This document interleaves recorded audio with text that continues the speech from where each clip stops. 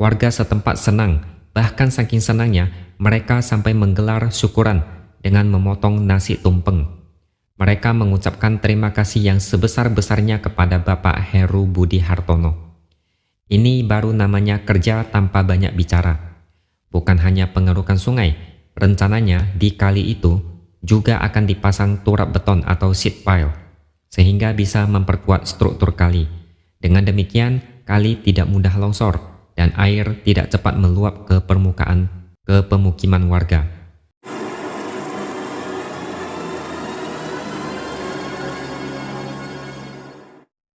Halo, bertemu lagi dengan saya X Hardy di Opini Seward. Kali ini saya akan bicara tentang kelanjutan kabar dari normalisasi sungai. Seperti yang Anda ketahui, normalisasi sungai kembali normal. Artinya, normalisasi sungai dilanjutkan lagi oleh Heru Budi Hartono usai ditidurkan selama 5 tahun oleh Anies yang membanggakan sumur resapan dan naturalisasi sungai. Selama 5 tahun itu pula, rakyat diberi wacana hebat tapi nihil eksekusi. 5 tahun warga yang menderita karena banjir harus terdiam dan pasrah. Di tangan Heru Budi Hartono, normalisasi sungai akan dilanjutkan. Salah satunya adalah memerintahkan jajarannya untuk segera menormalisasi Kali Angke yang sering meluap setiap kali hujan deras. Warga Kelurahan Kembangan, Jakarta Barat senang mendengar kabar baik ini. Mereka apresiasi langkah Heru menormalisasi sungai. Maklum saja, sudah berkali-kali pemukiman warga di wilayah itu kebanjiran dengan ketinggian bervariasi, sampai puluhan sentimeter. Menurut Ketua RT setempat, untuk tahun 2022 saja sudah hampir 10 kali kebanjiran. Warga setempat senang, bahkan saking senangnya mereka sampai menggelar syukuran dengan memotong nasi tumpeng. Mereka mengucapkan terima kasih yang sebesar-besarnya kepada Bapak Heru Budi Hartono. Ini baru namanya kerja tanpa banyak bicara. Bukan hanya pengerukan sungai, rencananya di kali itu juga akan dipasang turap beton atau sheet pile, sehingga bisa memperkuat struktur kali. Dengan demikian, kali tidak mudah longsor dan air tidak cepat meluap ke permukaan ke pemukiman warga. Intinya pengerjaan dilakukan. Target pengerukan adalah 2 km dan di tahap awal akan dilakukan pengangkutan lumpur di kali sepanjang 600 meter. Mungkin kalian masih ingat dengan Anies yang sempat dituntut 7 orang warga terkait pengerukan Kali Mampang. Pengadilan PT UN Jakarta mengabulkan gugatan warga tersebut sekaligus menghukum Anies untuk mengeruk Kali Mampang hingga tuntas sampai wilayah Pondok Jaya. Sungguh beda pemimpin yang hanya banyak omong dengan pemimpin yang kerja tak banyak omong. Pemimpin macam apa yang untuk mengeruk sungai saja harus digugat ke pengadilan dan dipaksa dulu oleh hakim? Kalau tidak digugat, mungkin sepanjang jabatan Anies takkan lakukan apapun. Keluhan warga dianggap masuk telinga kiri keluar telinga kanan. Memang benar, kerja yang benar selalu akan diapresiasi oleh warga.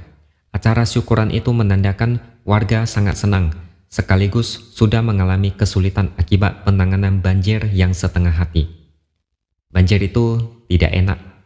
Harus pindahkan barang-barang ke tempat yang lebih tinggi. Usai banjir, rumah harus dibersihkan seluruhnya. Kalau dalam setahun sampai 10 kali banjir, bayangkan sendiri gimana capek pinggang warga saat membersihkan rumah. Kalau mereka punya banyak uang, mungkin sudah dari dulu pindah ke tempat lain. Tapi karena tak bisa, terpaksa mengharapkan Pemprov DKI bekerja secepat mungkin. Kalau tidak ada kerja, tak ada yang bisa dilakukan warga kecuali berdoa saja. Demo pun percuma kalau pemimpinnya model seperti Anies. Tidak akan dipedulikan. Paling ngomongnya akan ditinjau, didiskusikan, dirapatkan, dibahas, dipelajari, dipertimbangkan entah sampai kapan. Pemimpin seperti Heru inilah yang sebenarnya ditunggu masyarakat. Kerja dan tidak banyak bicara. Bicara hanya seperlunya dan lebih banyak bekerja. Tak perlu banyak retorika, tapi bisa terlihat hasil kerjanya.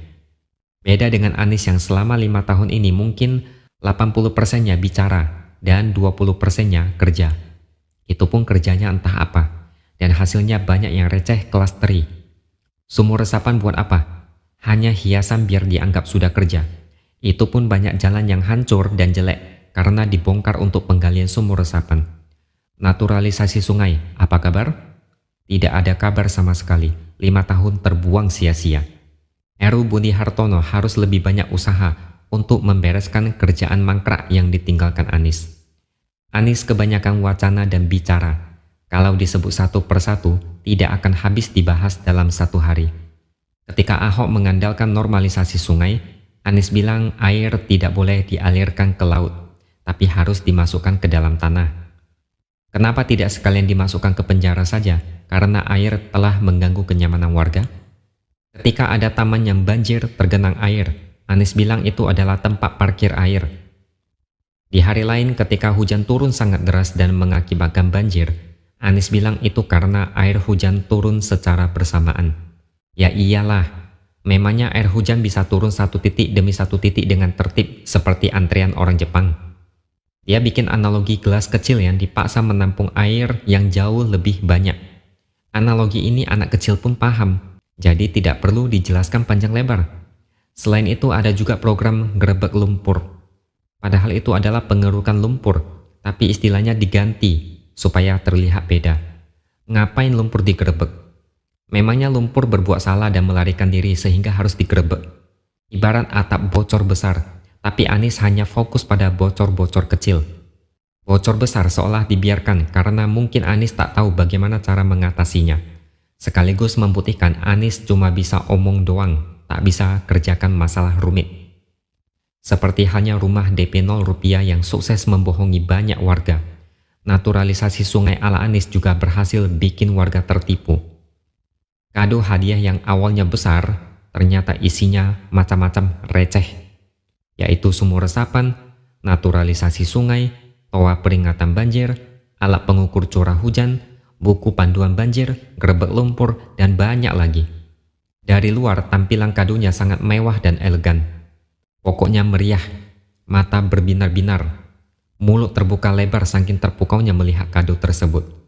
Begitu kadonya dibuka, hati pun nyesek dan sakit. Isi di dalam tidak seindah yang terlihat dari luar. Inilah akibat salah pilih pemimpin. Pemimpin yang dulu tidak bisa kerja tapi dipilih. Akhirnya warga lebih sering kenyang makan janji manis. Makan janji manis, makan angin surga, makan ucapan indah. Mungkin itu yang memang diharapkan oleh mereka. Tidak apa-apa makan janji surga asalkan pemimpinnya seiman. Untuk apa Jakarta rapi kalau pemimpinnya tidak seiman?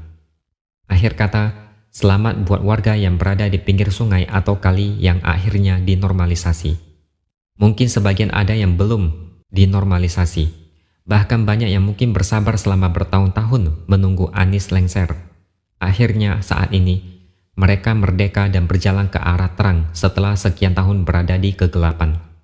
Dan semoga Pak Heru bisa benar-benar membuktikan bahwa Anies itu tidak bisa kerja dan hanya modal mulut. Rakyat perlu dibekali dengan sebuah fakta dan kesadaran bahwa ada pemimpin yang cuma pintar di mulut, didukung kelompok tak jelas, mau menguasai negeri ini. Kalau negara ini dipimpin oleh kelompok seperti itu, 5 tahun negara ini akan kembali mundur ke belakang. Cukup sudah warga DKI yang menjadi korban. Jangan sampai rakyat Indonesia menjadi korban berikutnya. Skala kekacauannya akan lebih tinggi lagi. Sekian opini dari saya. Jangan lupa subscribe channel ini dan tinggalkan komentar Anda di bawah. Kita akan berjumpa lagi di lain kesempatan.